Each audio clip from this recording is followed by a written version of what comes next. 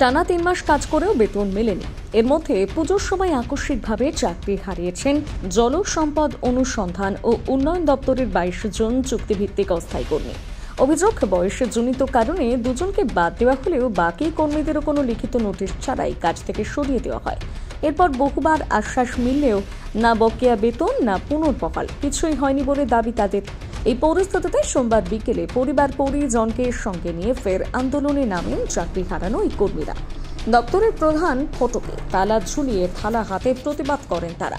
ঘটনায় এলাকায় ব্যাপক চাঞ্চল্য সৃষ্টি হয়। খবর পেয়ে জলসম্পদ অনুসন্ধান ও উন্নয়ন বিভাগের নির্বাহী বাস্তুকার পার্থ দে ঘটনাস্থলে পৌঁছে বিক্ষোভকারীদের সঙ্গে কথা বলেন।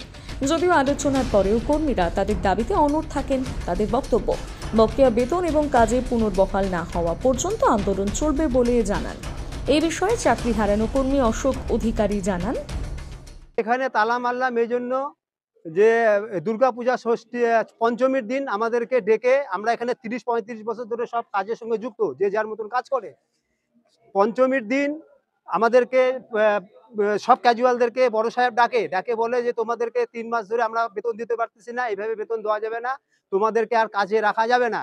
তারপরে পুজোর পরে আমরা আবার সব এখানে আন্দোলন করার আমরা একটা সিদ্ধান্ত নিয়েছিলাম, সেটা আন্দোলন করেছিলাম। এবার সব মিডিয়ারা এসেছিল, মিডিয়ারা বড় সাহেবের সঙ্গে দেখা করছিল। বড় সাহেব তখন বলে যে ঠিক আছে, এদের ব্যবস্থা হয়ে যাবে, ১ সপ্তাহের মধ্যে এদের ব্যবস্থা হয়ে যাবে।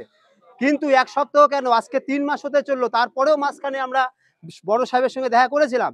বড় সাহেবকে বললাম, স্যার আমরা তো না খেয়ে জীবনযাপন যাচ্ছে, এই বয়সে কমসে কম আমাদেরকে বেতনটা দেওয়ার ব্যবস্থা করুন, 3 মাসের বেতনটা।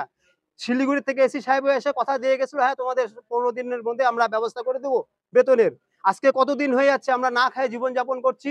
আজকে তারপরেও সাহেবের সঙ্গে দেখা করার পরে বলে আমাদের করার কিচ্ছু নাই, আমরা কাগজ পাঠিয়ে দিয়ে গেছি, তোমরা যা ইচ্ছা তাই করো। এ বিষয়ে আন্দোলনকারী কর্মীর পরিবারের সদস্য পান্না দাস জানান, এখন থালা নিয়ে এখন ভিক্ষা করতে যাচ্ছি সাহেবের কাছে। তা যদি ভিক্ষা না দেয়, দিদির কাছে এখন হাত পাতবো। দিদি আমাদেরকে কি করছে আমরা এটাই চাই, দিদি যেন আমাদের চাকরিটা রাখে আর টাকাটা যেন আমরা পাই। কি মনে হচ্ছে এখন পর্যন্ত আশ্বাস কিছু পাচ্ছেন?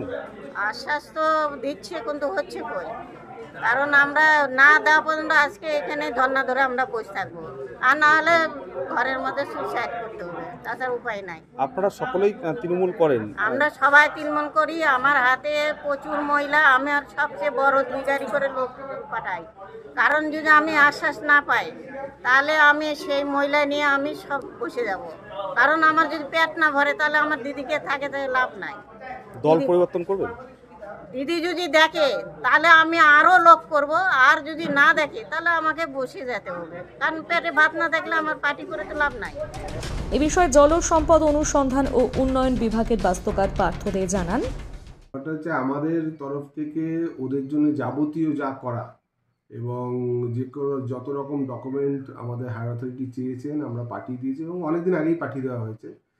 তো বর্তমানে যেটুকু শুনেছি ওপরে প্রসেস চলছে, ওনারাও চেষ্টা চালাচ্ছেন। এখন একটু তো সময় লাগবে, সরকারি ব্যাপারে একটু দেখতে হবে, দেখা যাক কী হয়। তবে নেগেটিভ কিছু এখন অবধি আমরা শুনিনি। বালুরঘাট থেকে রিপন ভৌমিকের প্রতিবেদন, নিউজ টুডে।